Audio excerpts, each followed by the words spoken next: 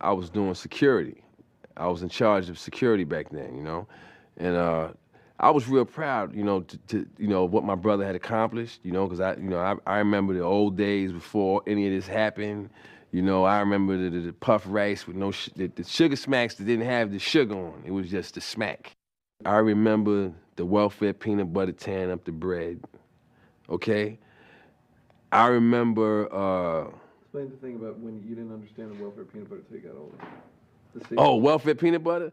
Well, welfare peanut butter is kind of like a Mary Jane. Imagine trying to take a Mary Jane and spread it on the bread and make a sandwich. Well, now that when I went to the Navy, I found that if you take some cooking oil and add it to the welfare peanut butter, it turns into like Skippy. It's nice and creamy, and you can spread it. But I didn't know that when I was a kid, you know what I'm saying? So we fucked up mad bread trying to make peanut butter sandwiches and shit. So to go from that, to go from the apartment to the house in Long Island to, having this brother that became a star, you know what I'm saying? And knowing that, when we was growing up, they didn't have all these channels on TV. You only had a couple of channels, and my brother pointed at the television and said, I'm gonna be on that one day. And when he pointed at it, I think it was probably one black person on it. It was Julia or something like, you know what I'm saying? It was unfathomable that he would even become a star, but he did. And I was mad proud of my brother, man. Well, first of all, when we was kids, right, I'm the older brother. So, I put it to you like this. I found out that I could whip a lot of motherfuckers' ass that I didn't think I could whip because they stepped to him. You know what I'm saying? It was guys who I was afraid of, but I've always been more afraid of my moms and shit. So I was like, I don't care if you are a big butchie, I got to do you because if I go home, my little brother is messed up, and my mother said, well, what did you do? I better be messed up worse than him. You know what I'm saying? My mother was the type, when we in Brooklyn, hang the belt out the window and say, either you whip his ass or I'm gonna whip your ass. Which means the only thing that was acceptable was victory, man. That was the only thing acceptable. I can remember what my brother was doing before I even started working for him. And he was just doing comedy, and he would go and he would do like a high school, or he would go do Hofstra University, or, little sets he was doing around the area. And the ability to go in front of an audience and express yourself and make them laugh, you know what I'm saying? That was like really amazing to me that he had that power, to stand in front of a group of people and say, this is what I think is funny, and I'm gonna make you laugh, and do it.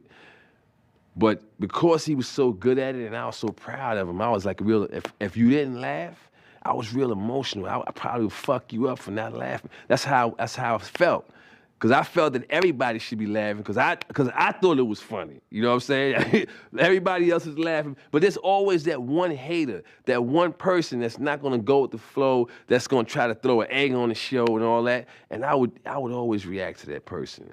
When I started working for my brother, as security, that was the reason that ultimately led to me not being able to perform that task for him anymore, because I was the hothead security guard. To be a security guard, you have to separate yourself from the person and do a professional job. You can't be reacting to everything you hear or insults or slurs that somebody. And if you're a celebrity, and especially if my brother was a young male, you know what I'm saying, women was on him. I mean, I remember walking through the club, man. We used to go in the club and drain it. He used to drain the club, man. Just walk in and go like this, do a lap, walk out. All the girls in the club would leave wherever he was going. You know what I'm saying? And so the guys are gonna be saying shit that, fuck that motherfucker, man. Shit. I got money too, nigga. Nigga pull out, this little knot, whatever. That happened a lot. And I used to always react to cats like that. As soon as they do that, I'll be like, what? Bah! Now I'm rolling on the ground with this motherfucker.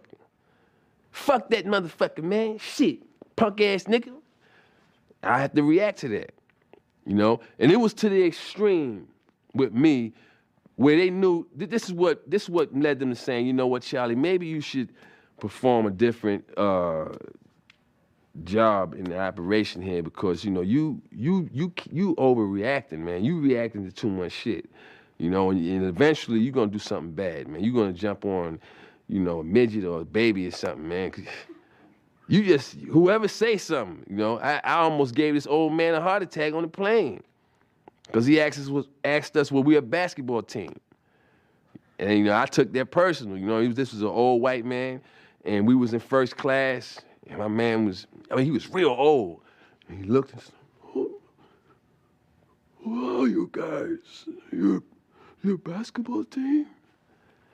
And then my brain added this up.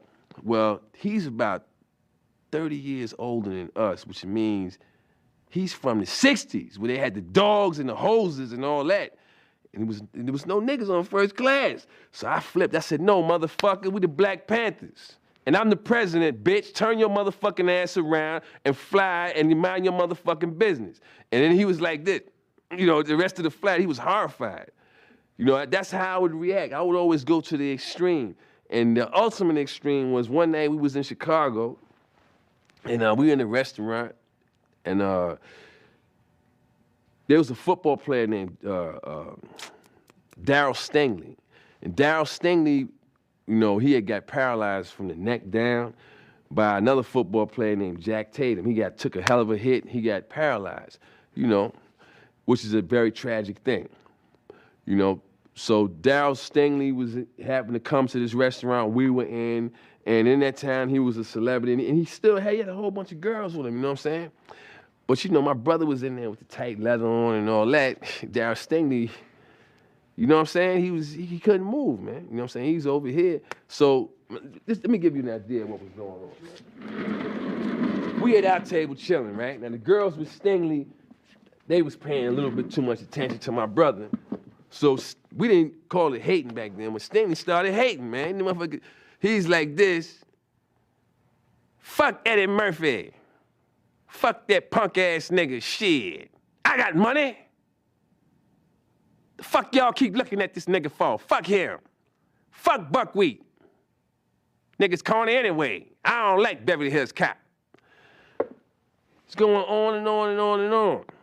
Loud, man, like the whole restaurant could hear it. No one is saying anything to Daryl because, you know, as a culture, you know, as a society, it's kind of wrong to step to this guy. You know? But, you know, like I told you, man, I make my own rules, man. Fuck that, man. If you're a talking head motherfucker and you acting like you forgot that that's what you are, I'm going to hold a mirror up and let you see what's going on. I went over there. I told him, I said, look, man, you want me to flip your fucking chair over? Huh? And stomp your mouth? Because that's the only thing that's moving. You want to lose that? Huh? And he looked me in the eye and he seen that I was dead serious. I was going to flip that motherfucker's chair over and stomp his mouth, man. And he got horrified. I said, I'm going back over to my table. If I hear one more peep out of you, man, when I come back over here, I'm gonna fuck you up, man. Now shut the fuck up. And you know, then his eyelids was trembling because that's the only thing that can move. And he's sitting there and shit, you know what I'm saying? So I go back to my seat and I sit down. My brother was like, yo, man, why that was messed up, man. I said, you hear him saying anything wrong about you anymore? See, that's how messed up it is. You hear any more Eddie Murphy's a bitch, fuck Beverly Hills Cop? The nigga's silent, right? That's how it's supposed to be. He's supposed to be enjoying his meal, shut the fuck up over there and eat his meal. That's what he's doing there. And the girls that was over there, you know, they was quiet, and I heard one of them say, Daryl, you're not eating anything. He had lost his appetite. You know what I mean? I mean, I'm sorry I ruined his meal, but he wasn't ruining mine. I'm not hearing it, you know? And it was all stemming from, that's my brother, man, I'm not having it. I was to the point where, man, if I went to a show and you was that hater in the audience that shit wasn't fun, pah! Jamming you, man.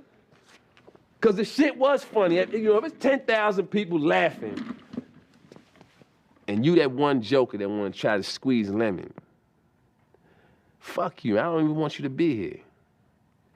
And I took it as a personal crusade until they was like, you know what, you're a little overzealous with the way you're performing your job. So that was how I ended up not doing that no more, man.